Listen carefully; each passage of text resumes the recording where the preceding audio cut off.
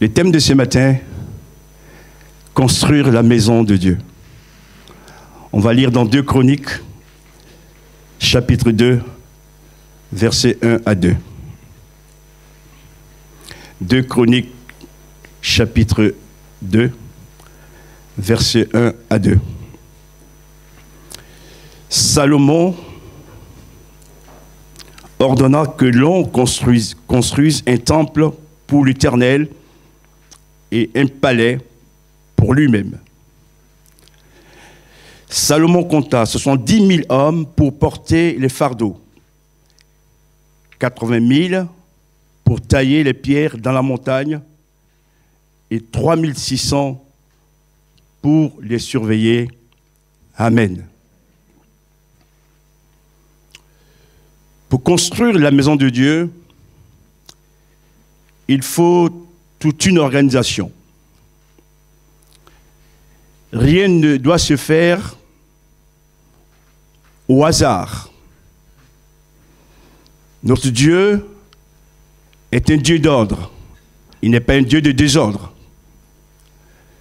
Et au travers de ces textes que nous avons lus, j'aimerais vous montrer quelques vérités bibliques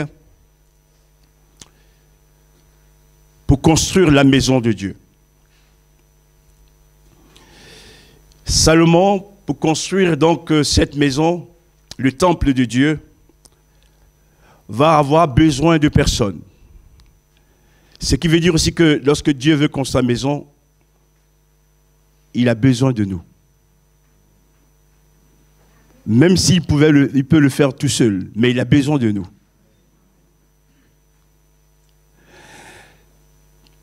Premièrement, ils vont choisir 70 000 porteurs. Premier point du message, les porteurs.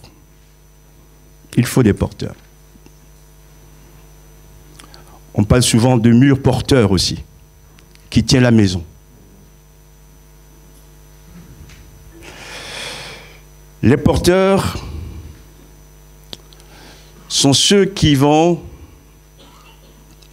prendre sur eux les fardeaux. La construction de la maison. Il faut des porteurs. J'aimerais dire ici également, frères et sœurs, que ce n'est pas à nous de choisir le titre qu'on veut. C'est Dieu qui décide de tout ça. Si Dieu t'a choisi comme porteur, reste porteur. Les porteurs des fardeaux. Au sein de la maison de Dieu, il y a des malades. Il y a des frères, des sœurs qui passent par des épreuves, des combats, des luttes et la souffrance. Et toutes ces personnes ont besoin de secours et d'aide. Et c'est la raison pour laquelle il faut des porteurs. Pendant mes études à Bordeaux, ou quand j'étais étudiant, pendant les étés, je faisais les vendanges. Et de temps à autre, au lieu d'être coupeur de raisins, j'étais porteur. Mais là, ici, ça n'a rien à voir avec. Nous avons besoin de comprendre que ces personnes malades qui souffrent ont besoin d'être portées. Bien sûr, Jésus est le grand porteur. Jésus est le tout-puissant. Jésus fait tout. Mais pour établir son Église, il va choisir 12 personnes. L'un va d'ailleurs le trahir. C'est une Église de 12 personnes, sans Judas, qui vont bouleverser le monde. chacun aura une tâche déterminée. Et ce matin, ce que j'aimerais te dire, si Dieu t'a choisi comme porteur, ne fuis pas tes responsabilités. Accepte d'agir ainsi. Vous savez, souvent, on cherche toujours à savoir qu'est-ce que l'autre fait. La question importante ce matin, c'est pas ce que l'autre fait, mais ce que toi tu fais pour Dieu. C'est ça la question. Est-ce que, étant choisi comme porteur, je continue de porter les fardeaux de l'Église, de mes frères et de mes sœurs? Et j'aimerais vous rassurer également, si Dieu a décidé de faire de vous des porteurs, il vous donnera la capacité de le faire.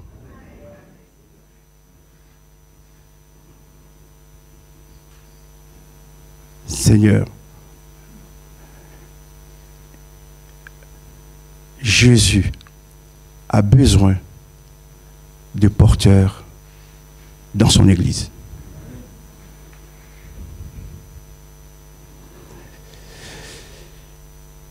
Devant cette responsabilité, nous devons nous mettre devant le Seigneur pour lui dire, je l'ai été un temps. Avec le temps, j'ai négligé les choses et je ne remplis plus bien ma fonction. Seigneur, aide-moi à reprendre ma place au milieu de l'armée de l'Éternel. Amen. Nous sommes une armée qui s'élève. Pas une armée assise. Pas une armée qui regarde. Le premier qui va tomber. Non, mais une armée unie ensemble pour combattre pour le roi des rois.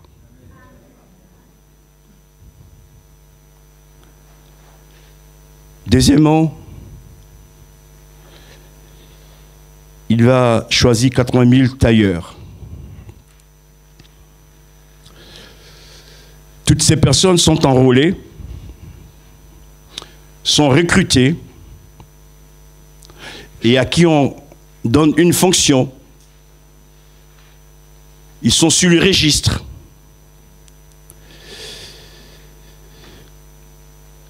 Ce sont des personnes sur lesquelles Dieu a mis une grande confiance et qui ne doit pas trahir Dieu, mais remplir leur fonction jusqu'au bout. En parlant des tailleurs, j'aimerais dire que nous sommes tous des soldats de l'Éternel.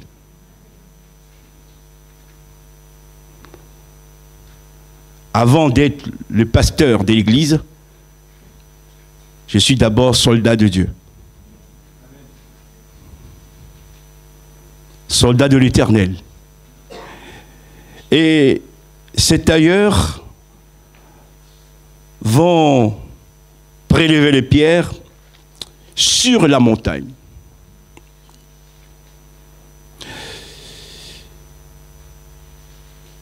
Vont extraire les pierres. Les pierres sont ici symbolisées comme des âmes, des personnes qui sont emprisonnées. Et par nos prières, nous allons les extraire de la mort, de la maladie et des ténèbres. Mais il faut une action. Je voudrais dire également ici que le plus grand des tailleurs, celui qui extrait les âmes des rochers, c'est Jésus. Mais il a besoin de nous aussi. Ce n'est pas de rester à regarder et à compter. Mais toi, qu'est-ce que tu fais? Te dit ce matin le Seigneur. Quel est ton apport à l'Église? Quelle est ta contribution? Et c'est d'ailleurs dont vont monter sur une montagne. Il y a des efforts à faire. Ils ne sont pas sur un plateau. Il faut monter. Ça demande de payer le prix. Et mon frère et ma sœur, j'aimerais te dire une chose, dans ma petite expérience. Quand il faut monter à la montagne, quelle que soit la hauteur, l'altitude de la montagne, et c'est Dieu qui nous le demande, nous pouvons le faire. Nous pouvons le faire. Et c'est dommage que beaucoup restent dans la vallée.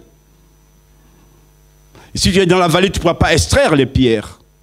Tu n'as pas de vie de prière non plus. Et des fois, Seigneur, pardonne-moi. Comment peux-tu parler de vie de réveil quand tu n'es jamais à une réunion de prière de ton église?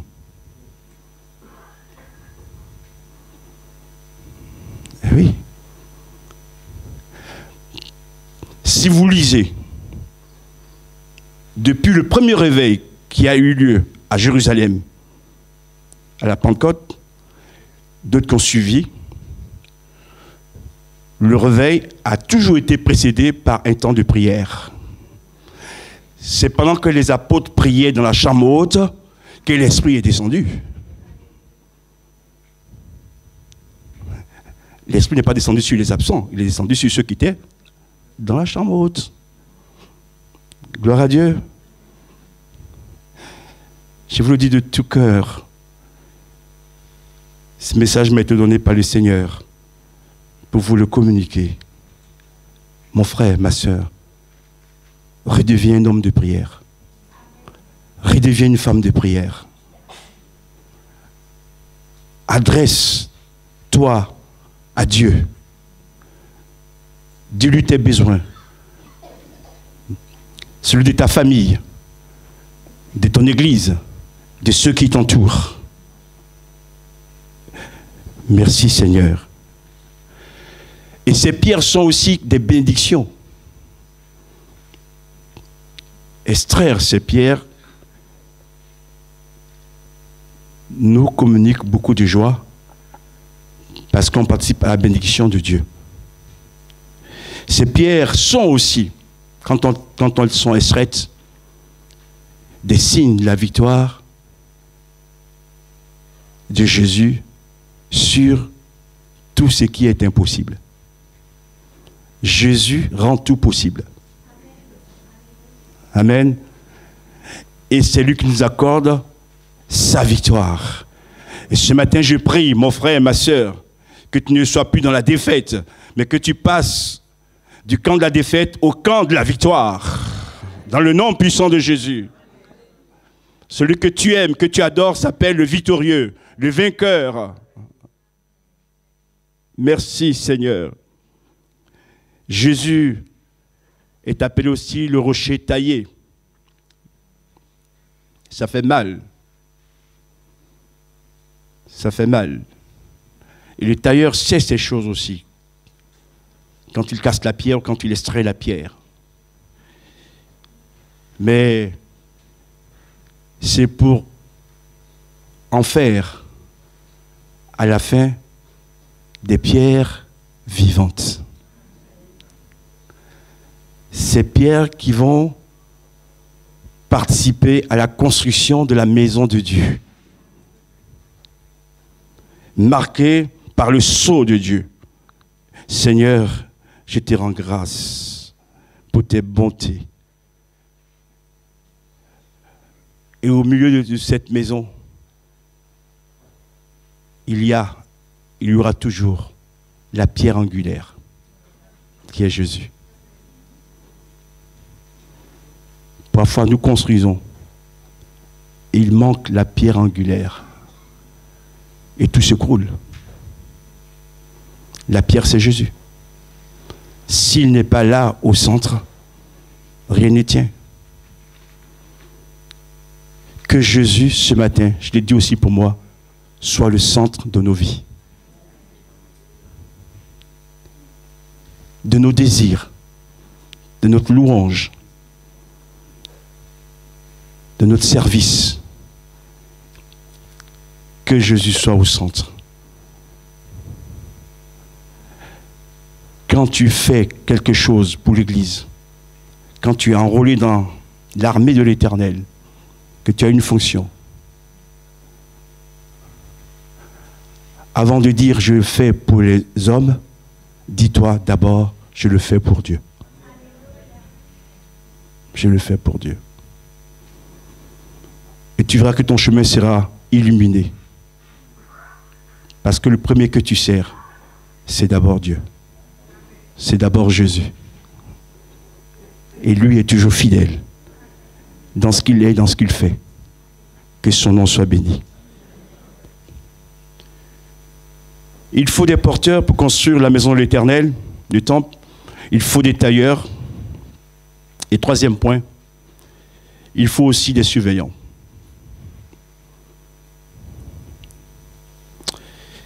Il y a 3600 surveillants. Et ce sont 10 000 porteurs et 80 000 tailleurs. Si vous remarquez bien, il y a plus de tailleurs que de porteurs. Tout cela a un sens. Dieu, il ne fait rien en vain. Il y a toujours un sens. Au sein de l'Église, il faut qu'il y ait plus de porteurs que de tailleurs. Non, plus de tailleurs que de porteurs, pardon. Pourquoi? Parce que même s'il faut que les porteurs portent les fardeaux des uns des autres, dans la pensée divine, c'est d'abord d'extraire les âmes perdues. C'est de sauver le monde. Nous sommes déjà sauvés. Il y a combien qui sont encore dehors? Nous avons nos combats, nos luttes, Dieu le sait. C'est pourquoi il faut des porteurs. Mais il faut plus de tailleurs que de porteurs, parce qu'il y a du monde qui doit encore entrer dans la maison. Et des fois, je dis des fois, je ne veux pas généraliser. Il faut le faire, que nos réunions ressemblent à des porteurs, il faut le faire. Mais ce n'est pas le centre. C'est comme un chrétien qui a des besoins, et c'est bien qu'il prie, et que l'Église aussi le porte dans la prière, mais ramène tout à lui. Toujours lui et sa famille. Mais il y a des autres aussi quand même. Pense un peu... Seigneur, je suis sauvé. Je te rends grâce de m'avoir arraché des ténèbres. Mais il me dira, il y a encore d'autres qui ont besoin d'être sauvés encore. Il n'y a pas que toi. Amen. Et je l'ai découvert en préparant ce message, ces chiffres. Et Dieu me parle, mon frère, ma soeur, merci pour tous les porteurs. Je les bénis la part du Seigneur. Mais dans une église, il faut qu'il y ait plus de tailleurs que de porteurs. Parce qu'il y a un travail intérieur, interne, qu'il faut respecter. Mais il y a aussi un travail externe. Il faut aller à l'extérieur aussi. Merci à tous ceux, toutes celles qui distribuent des Bibles, des évangiles. Et nos amis Gédéon, nous en ont parlé dimanche dernier, qui distribuent aussi des évangiles. C'est des tailleurs. C'est pas facile de tailler la pierre, hein. À force de sueur, etc. Ça veut dire que le prix d'une âme, c'est important. Et que ça ne vient pas toujours simplement. Il faut persévérer. Mais au bout, il y a la victoire. Que Dieu soit béni. 3600 surveillants. Il y a plus aussi de tailleurs que de surveillants. Et dans les trois catégories de personnes donc citées ici par la Bible, le plus petit chiffre, ce sont les surveillants. Des fois, certaines de nos églises, il y a plus de surveillants Que de porteurs et de tailleurs. Aïe, aïe, aïe, aïe. Et les téléphones arabes. Oh là. Wow, tiens, ça va vite. Mais il n'y a pas que le téléphone arabe. Hein. Partout, il y a le téléphone local. Hein. Wow. Ah, tu ne sais pas aujourd'hui ce qui s'est passé. Waouh, waouh. C'est pas ça le plus important. Seigneur, parle à nos cœurs. Puis j'aimerais dire aussi ceci, frères et sœurs. Aucune de ces personnes recrutées pour le travail n'a décidé par lui-même sa fonction. D'accord? C'est Dieu qui nous attribue une fonction. Voilà. Dieu soit béni. Est-ce que si c'est Dieu qui attribue les fonctions, puis-je être jaloux de mon frère et de ma sœur? C'est Dieu qui l'a voulu ainsi. Je l'accepte et j'ai béni Dieu pour la vie de mon frère et de ma sœur.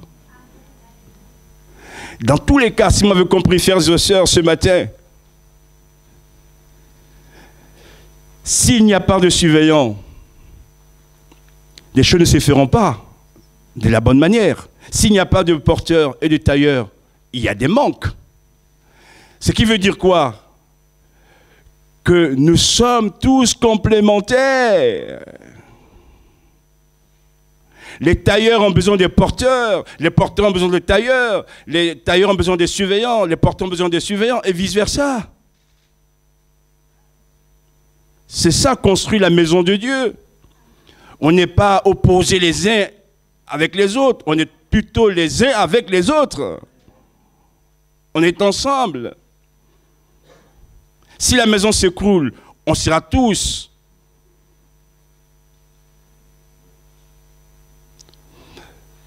heurtés, frappés par la chose qui arrive. Donc ce que je veux, comme j'aime mon Seigneur, je veux que sa maison tienne toujours debout. Amen. Donc ne te méprise pas parce que tu es porteur ou tu es tailleur et que tu n'es pas surveillant. Laisse Dieu te former.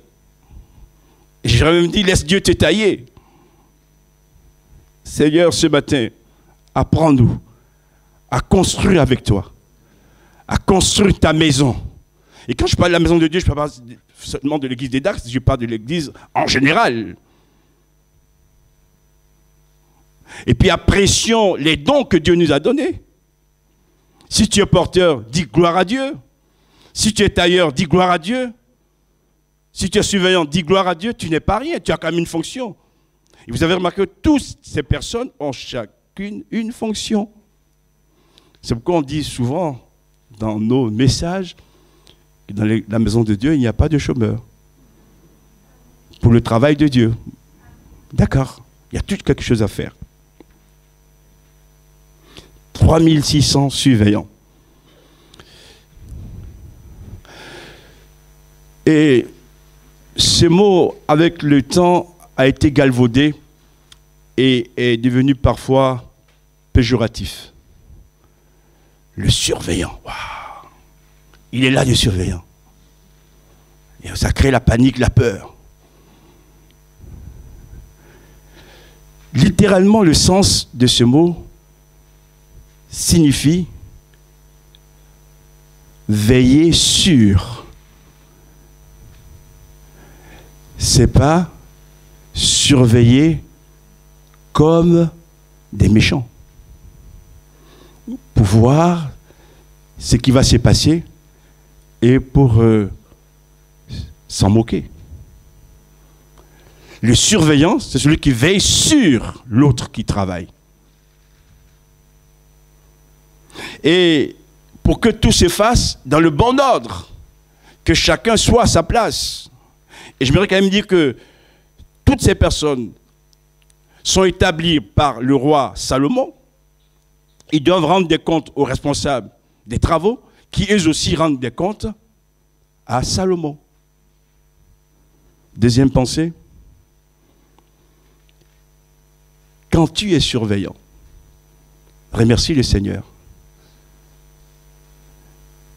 Tu dois aussi comprendre que tu as des comptes à rendre. Ah, moi, je rends des comptes qu'à Jésus, à Dieu. Ben, de cette manière, n'ayons plus d'église. Chacun fait ce qu'il veut. Non. Et ce matin, vous êtes rentrés, il y avait les services d'accueil. Même avant, il y a eu le service du ménage. Il y a eu les techniciens, la louange. C'est un ensemble, les dons spirituels. Maintenant, c'est le temps de la parole de Dieu, du message. Mais si chacun doit dire, pousse-toi que je prenne ta place. Ah, c'est ma place pour le moment. C'est mon heure. Non. Et quand c'est fait dans l'ordre, frères et sœurs, on voit les bénédictions de Dieu. Amen. Apprécions les talents des autres. Et ils seront aussi appréciés nos talents.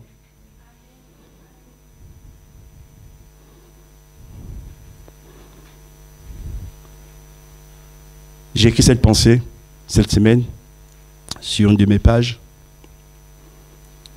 qui dit ceci. Si tu n'as pas de respect pour les autres, personne ne te respectera aussi. Et oui. Avant de réclamer, de dire des choses sur les autres, sois d'abord toi-même un exemple.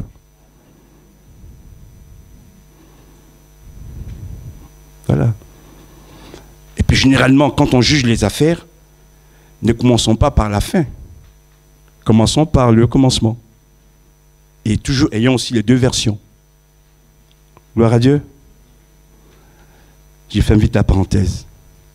Seigneur, je ne veux plus être de celui qui regarde comment ta maison est construite, mais je veux prendre entièrement ma part de responsabilité pour construire ta maison.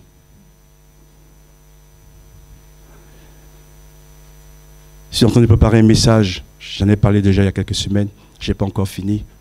Le thème, c'est la confusion. Nous sommes à la fin des temps, frères et sœurs. Confusion dans le monde politique, économique, mais confusion aussi dans l'Église.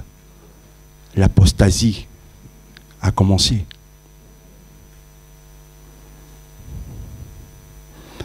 Où on voudrait transformer les églises dans un lieu où il n'y a plus de loi, où tout est permis. Pourvu que je sois heureux à ma façon, laissez-moi libre.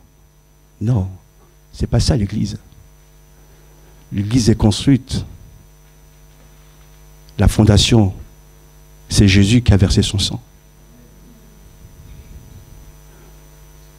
J'aimerais vous dire ceci, que la grâce est plus exigeante que la loi. Parce qu'au temps de la loi, on offrait le sang des animaux. Mais au temps de la grâce, c'est le sang de Jésus. Et tu vas te permettre de bafouer le sang de Jésus? Aie un peu de crainte. Et quand un frère ou une sœur te met en garde contre un péché, ne sois pas en colère contre lui ou contre elle. Dis-lui au contraire merci. Parce qu'on peut fermer les yeux sur tous. Et chacun fait ce qu'il veut. Mais à la fin, quand Jésus revient, il va y avoir des grandes surprises. Oh Seigneur, aide-nous à comprendre tes vérités. Je vais terminer. La tête des surveillants, c'est Jésus. Au-dessus des surveillants, il y a Jésus. Jésus, le grand surveillant. Et Jésus travaillait avec son Père.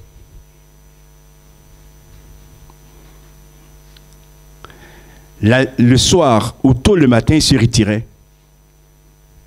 pour aller rendre des comptes à son Père, pour recevoir de lui aussi les missions qu'il doit accomplir dans la journée. Quelle leçon! Quelle leçon!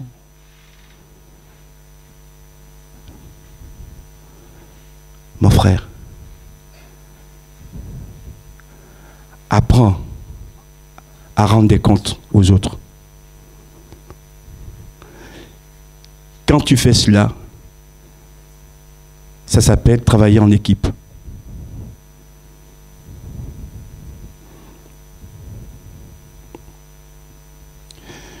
Vous savez la différence entre un chef d'orchestre et un homme orchestre? L'homme orchestre, il fait presque tout. Mais il ne va pas loin. Hein? Apprenons aussi que l'Église, c'est une équipe. Et j'ajouterai une équipe qui gagne. Avec Jésus. Amen. Je termine.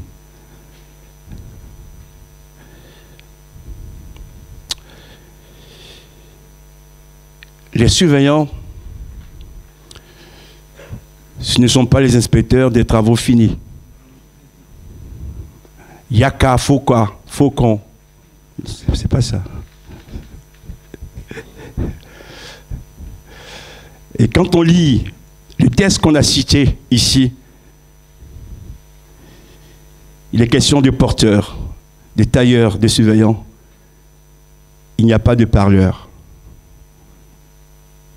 Des gens qui parlent et qui n'agissent pas. Ici, c'est des gens qui sont actifs. On est dans l'action pour Dieu. Conclusion. Le verset 3 du même chapitre. Voilà ce que dit Salomon. Je veux construire une maison en l'honneur de l'Éternel, mon Dieu. Il ne dit pas notre Dieu, il dit mon Dieu. Il a expérimenté la grâce de Dieu dans sa vie. Et pour honorer Dieu, il va lui construire une maison. Son père n'a pas pu le faire parce que Dieu n'a pas voulu. Et Salomon veut honorer le nom de l'Éternel. Frères et sœurs, au-delà de toutes les bénédictions que nous recevons, apprenons à être de ceux et de celles qui honoreront le nom de l'Éternel.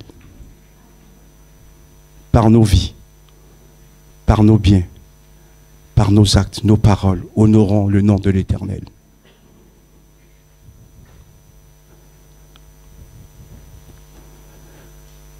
Deuxième verset, le psaume 45, verset 2. C'est David qui parle.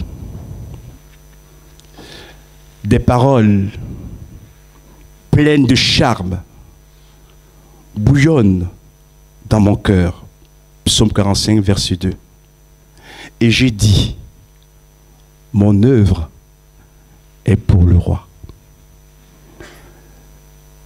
Que nos œuvres soient pour le roi des rois. À la fin de nos vies, que nous ne soyons pas dans la honte, la confusion, mais au contraire, puissions dire, Seigneur, tu m'as confié une tâche. Je l'ai accomplie en te restant fidèle jusqu'au bout. Maintenant, que ton nom soit loué dans ma vie. Construisons l'Église comme une armée qui s'élève. Construisons l'Église du Seigneur dans ces temps de la fin, en gagnant des âmes, apportant les fardeaux des uns des autres.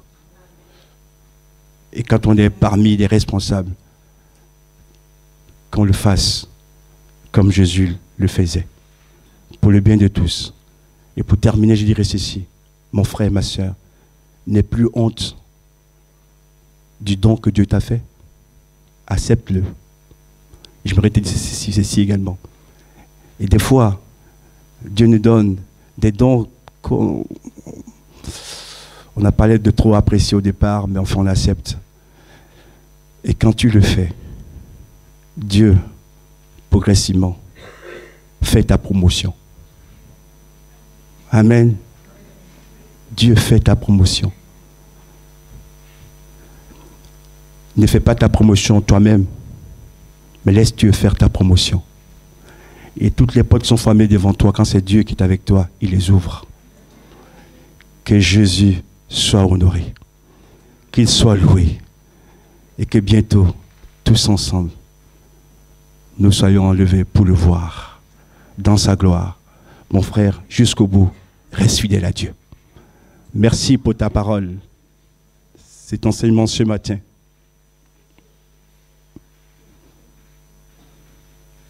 Merci de nous aider à reprendre notre place